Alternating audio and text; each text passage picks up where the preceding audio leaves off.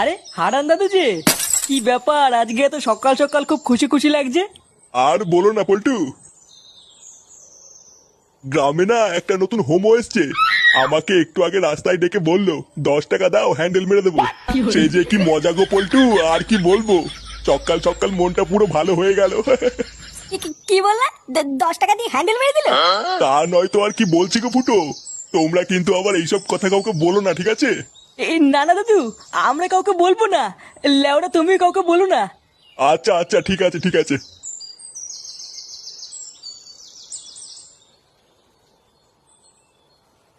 বাড়া কি বলে গেল?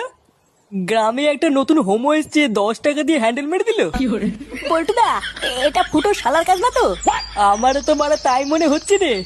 ভাগ্যিস হারান দাদু জানে না ওটা ফুটো শালা, না হলে তো গ্রামে ফুটো সম্মানী টাকনি পড়ে যেত রে। বাড়া, চুদির ভাই তলে তলে এই ব্যবসা করছে। ফুটো, তুই কোনো চিন্তা করিস না। তোর শালাকে এই গ্রামে কেউ চেনে না, কোনো সমস্যা হবে না। হ্যাঁ, তুই কোনো চিন্তা করিস না। চল মদনের দোকান থেকে চা খেয়ে আসি।